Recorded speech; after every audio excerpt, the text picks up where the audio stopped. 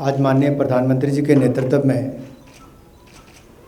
Cabinet की बैठक हुई, जिसमें कुछ महत्वपूर्ण निर्णय लिए गए, जिनसे आप सबको अवगत करवाने के लिए मैं आया हूं।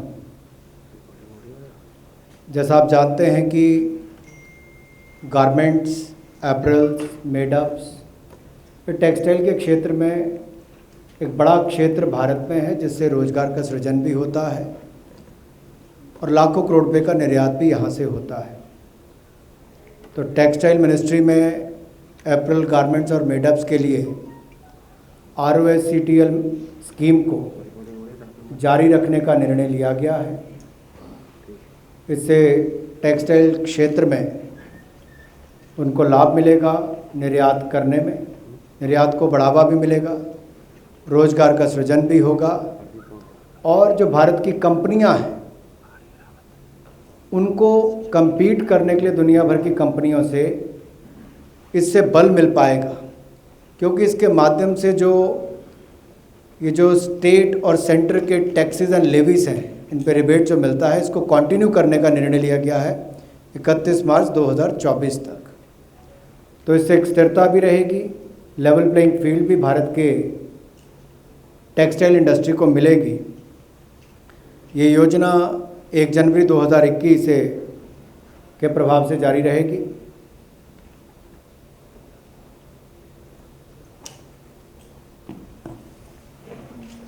इसके अलावा जो दूसरा निर्णय किया गया है वो ग्रामीण भारत से जुड़ा हुआ है।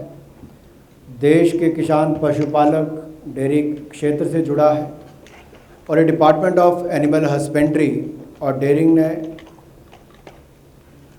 योजना यहाँ पर हम चला रहे हैं, जिसमें कुल मिलाकर 9,800 करोड़ रुपया जहाँ केंद्र सरकार खर्च करेगी, व्यय करेगी, वहीं पशुपालन क्षेत्र में अनुमानित निवेश जो है वो लगभग 54,618 करोड़ रुपये के लगभग आएगा।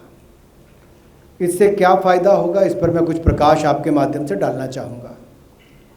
3 प्रमुख योजनाएं इसमें सम्मिलित हैं।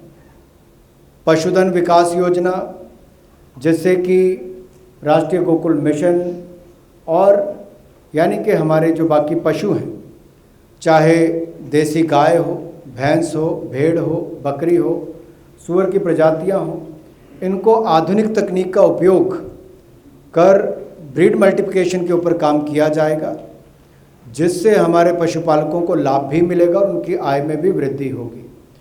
आउटपुट और आउटकम के आधार पर इनको इंसेंटिव दिए जाएंगे, जिससे कि योजनाओं का व्यय जो है वो उस दिशा में हो कि पशुपालकों की आय भी बढ़ सके। और कुल मिलाकर जो पशुओं के लिए जो दूसरा इसमें एक पहलू है, डिजीज़ कंट्रोल प्रोग्राम, क्योंकि आपने याद होगा एक बार हमने पहले घोषणा की थी, वो थी फुट एंड माउथ डिसीज़ के लिए, जहाँ पर उनकी पूरी तरह से वैक्सीनेशन, टीकाकरण हमने करना था।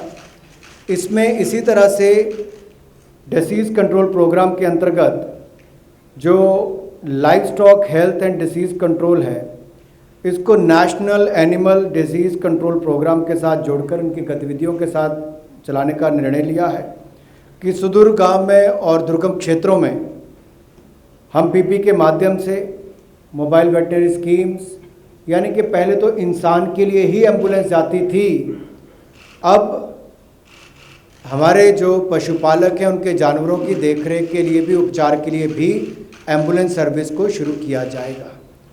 एक बड़ा कदम है उस दिशा में। और इसके अलावा जो तीसरा है वो इंफ्रास्ट्रक्चर डेवलपमेंट फंड, इसमें भी एनिमल हस्बेंड्री के लिए एक और कदम है, जिसमें डेयरी इंफ्रास्ट्रक्चर डेवलपमेंट फंड को रखा गया है। इसके माध्यम से वर्किंग कैपिटल पर इंटरेस्ट सबवेंशन भी दी जाएगी, जिससे और पशु रखने का उनको मौका मिलेगा। और इसके अलावा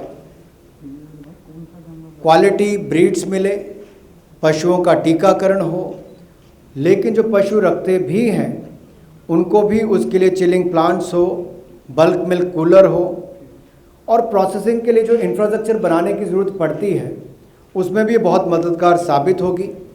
और क्वालिटी टेस्टिंग करने के लिए भी इसमें इक्विपमेंट दिए जाएंगे। तो इसको देखा जाए तो ओवरऑल एक पैकेज जो एनिमल हस्बेंड्री के लिए है, क्वालिटी ब्रीडिंग से लेकर और उन पशुओं की उपचार से लेकर, उनके टीकाकरण से लेकर, उनके मिल्क इंफ्रास्ट्रक्चर यानी कि डेयरिंग के लिए बल्क मिल्क प्रोसेसिंग हो, टेस्टिंग हो, ये सारा इंफ्रास्ट्रक्चर खड़ा करने के लिए भी ये बहुत बड़ी योजना लेकर आए हैं, जिसमें कुल मिलाकर 54,618 करोड़ रुपया लगभग अनुमानित निवेश इसमें होगा और इसमें केंद्र सरकार की ओर से व्यय जो होगा वो लगभग 9,800 करोड़ रुपये किया जाएगा। तीसरा विषय जिस पर मैं आने वाला हूं, क्योंकि कोविड के टाइम पर आपने योगा का भी, काढ़े का भी, आयुष मंत्रालय की भी एक भूमिका देखी। देश विदेश में आयुष मंत्रालय के अंतर्गत की जाने वाले जो और कदम हैं उनको और मजबूती कैसे मिले, इसके लिए आज निर्णय किया गया है कि नेशनल आयुष मिशन को वित्तीय वर्ष 2021-22 से लेकर 2025-26 तक जारी रखने का निर्णय किया गया है।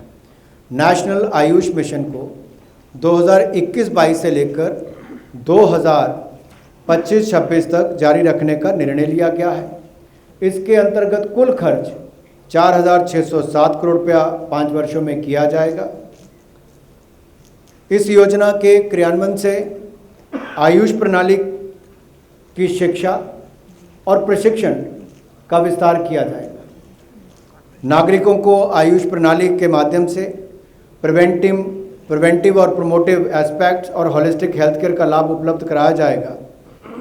लाइफस्टाइल रिलेटेड हो, उसमें भी लोग उसकी मदद ले सकें, उसका भी बल मिलेगा और इससे डिसीज़ बर्डन यानी कि बीमारी का जो भार है वो भी पूरे हेल्थ सिस्टम पर भी कम होगा, लोग स्वस्थ भी रहेंगे और हमारे आयुष मंत्रालय के माध्यम से जो हमारी पद्धति है, जो कई हज़ार वर्षों से लगातार देश में चल रही है, उसको देश और विदेश में भी और लोकप्रिय किया जाए।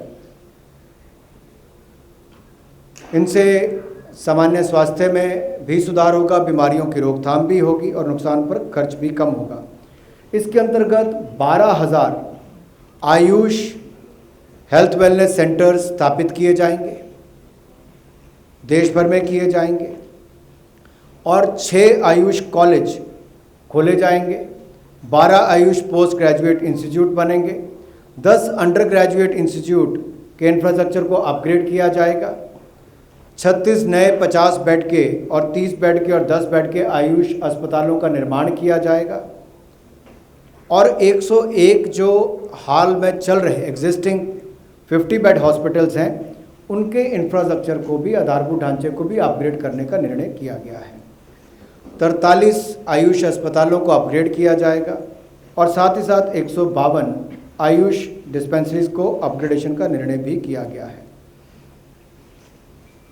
इससे आयुष के माध्यम से होलिस्टिक हेल्थ और वेलनेस की संकल्पना के अनुरूप, जो मैंने पहले भी कहा आपसे कि preventive, promotive and curative health care को प्रोत्साहन देने के लिए इन सब कंपोनेंट्स को इसके साथ जोड़ा गया है। इसके कई और भी बिंदु हैं, डिटेल प्रेस नोट में आपके पास वो आ भी जाएंगे। एक और निर्णय जो आपको जानकारी ही है कि पासीघाट अरुणाचल प्रदेश में जो हमारा आयुष मंत्रालय का north eastern institute of folk medicine है, NEIFM, अब उसमें थोड़ी तब्दीली की गई है, उसका निर्णय किया गया है। अब ये north eastern institute of Ayurveda and folk medicine research होगा, यानी कि इस पे आयुर्वेद को भी जोड़ा गया है, रिसर्च को भी बल मिलेगा और इससे हमारी जो ट्रांस हिमालयन रीजन है, उत्तर भारत के जम्मू कश्मीर, हिमाचल, उत्तराखंड से लेकर पूर्वोत्तर तक के राज्यों तक जो मेडिसिनल वैल्यू है उस पर रिसर्च करके उसको आयुर्वेद को और बाकी आयुष मंत्रालय के अंतर्गत आने वाले सभी को ही, यूनानी, सिद्धा और होम्योपैथी, बाकी सबको भी उससे बल मिले, रिसर्च पर भी बल मिलेगा और कुल मिलाकर आयुष मंत्रालय को जो ये इंस्टीट्यूट है उसका केवल नाम ही नहीं बदला गया, उसके काम में भी और वृद्धि की गई है। जैसा आप सबको विदित है, देश से चाहे एक्सपोर्ट हो, इंपोर्ट हो, शिपिंग की बहुत बड़ी एक भूमिका रहती है। और इसी दृष्टि से जो मर्चेंट शिप्स हैं उसके लिए शिपिंग मंत्रालय का एक काफ़ी लंबे समय से प्रस्ताव चल रहा था कि इस पर निर्णय करना चाहिए।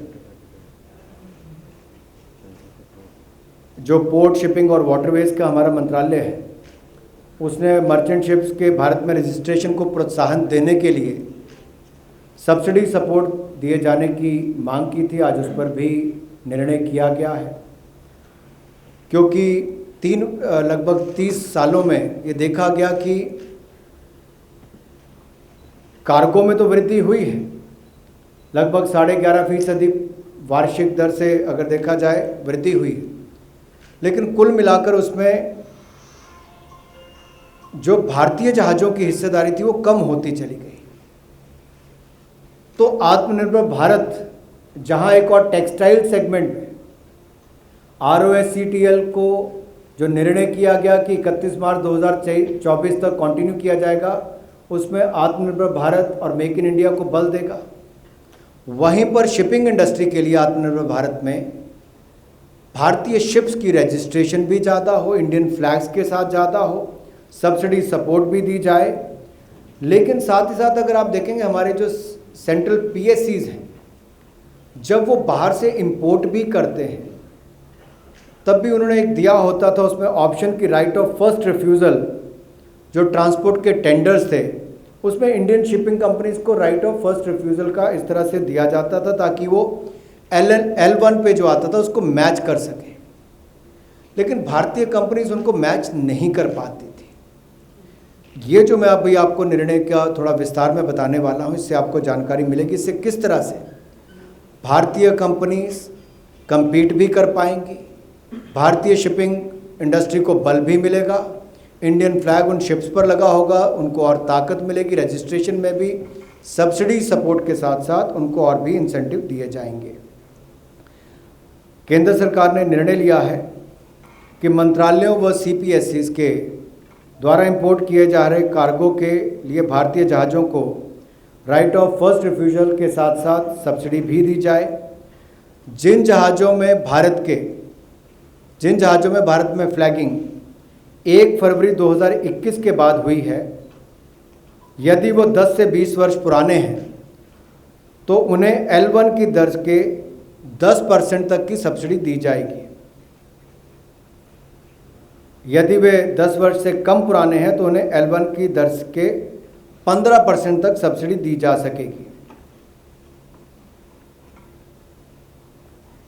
और सब्सिडी की जो दर है वो प्रति वर्ष 1% कम होती जाएगी जब तक कि ये जो दोनों श्रेणियां मैंने आपको बताई उसमें घटकर क्रमशः 5% और 10% ना हो जाए। इसके अलावा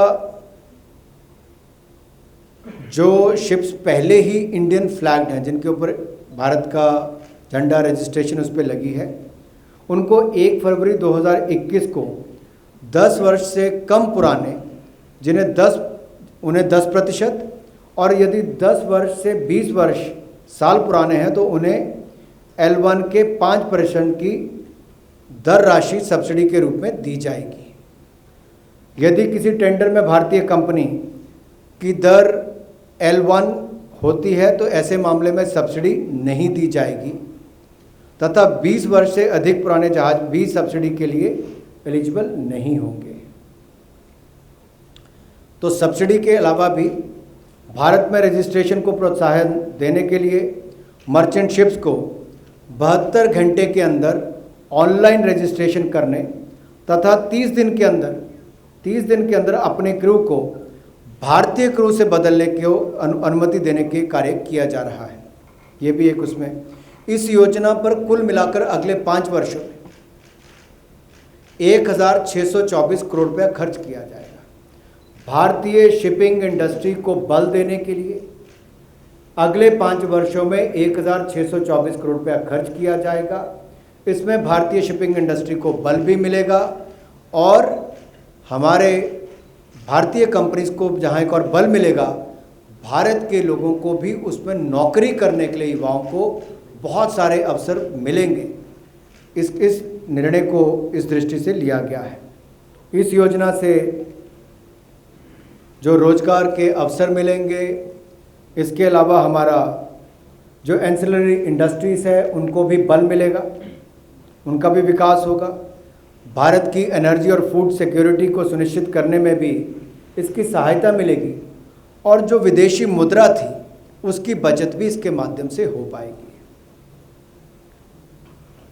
जैसा आप सब जानते हैं, जुडिशरी का लोकतंत्र में और भारत में तो बहुत बड़ा एक रोल है, सभी देशों में होता है। तो एक सेंट्रल स्पॉन्सर्ड स्कीम जो है, जो डिस्ट्रिक्ट एंड सबऑर्डिनेट कोर्ट्स के लिए है, जहां पर इंफ्रास्ट्रक्चर फैसिलिटीज़ के निर्माण का ये योजना चलती है, इसको भी 2021-22 से लेकर अब 2025-26 तक जारी रखने का निर्णय किया गया है। इस योजना पर कुल मिलाकर 9,000 करोड़ रुपया खर्च होगा और इस योजना में लगभग 5,357 करोड़ रुपया केंद्र सरकार की ओर से वहन किए जाएंगे। जो विभाग से जानकारी है उसके हिसाब से लगभग अतिरिक्त 3800 कोर्ट हॉल्स, 4,000 रेजिडेंशियल यूनिट्स बनाए जाने की आवश्यकता है। उसकी पूर्ति करने का इसमें काम किया जाएगा। इसमें से 2,423 कोर्ट हॉल्स और 1,857 रेजिडेंशियल यूनिट्स वर्तमान में निर्माणाधीन हैं और इस स्कीम के स्कोप में विस्तार करने का भी प्रावधान होगा। इसमें टॉयलेट्स का निर्माण और आधारभूत ढांचे से जुड़ी हुई जो भी आवश्यकताएं होंगी, इससे वो बल मिलेगा और इंफ्रास्ट्रक्चर में भी सुधार होगा।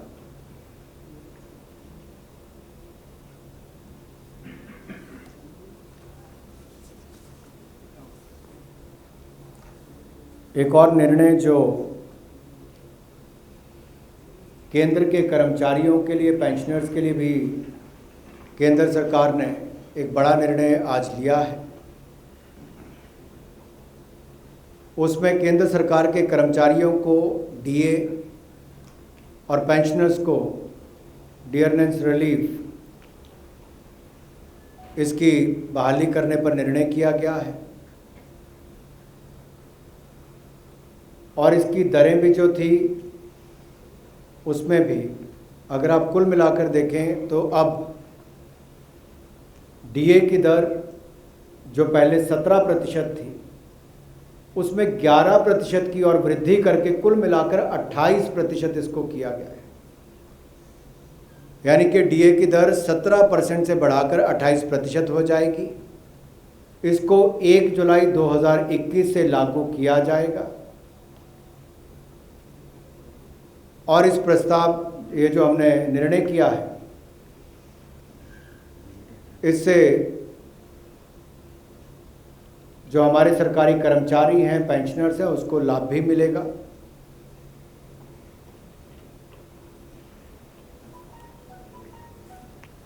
और इसके पीछे कारण कोविड की परिस्थितियां थी, जो 1 जनवरी पिछले साल से इसको जब बंद किया गया था। तो मैं एक बार फिर आपके लिए इसको दोबारा बोल देता हूँ, क्योंकि बहुत बड़े वर्ग को ये प्रभावित करती है। लगभग 48,34,000 केंद्रीय कर्मचारियों को और 65,26,000 पेंशनर्स को इसका सीधा लाभ मिलेगा। इन view of the unprecedented situation which arose due to the COVID-19 pandemic, 3 additional installments of dearness allowance to the central government employees and dearness relief to the pensioners, which were due from 1st Jan 2020, 1st July 2020 and 1st January 2020, which has been frozen. Now the central government has decided to increase the dearness allowance. The government has decided to increase the dearness allowance to central government employees and dearness relief to the pensioners with effect from 1st July 2021 to 28%, representing an increase of 11% over the existing rate of 17% of the basic pay or pension. The increase reflects additional installments arising on 1st Jan, जो मैंने आपको पहले भी कहा, 1st Jan 2020, 1st July 2020 and 1st January 2021. The rate of dearness allowance, dearness relief for the period 1st Jan 2020 to 30/6/2020 shall remain 17%. How much the cost to etc.? How much the UPA of the total margin? Total amount? इसका लगभग 34,400 करोड़ रुपए का प्रतिवर्ष इसका प्रभाव पड़ता है। 401 crore, 34,401 crore.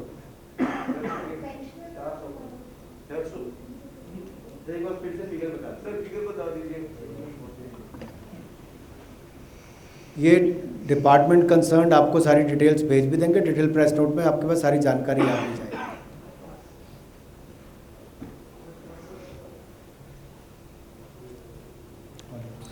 Thank you very much, sir. We will now take some questions. Okay, 16.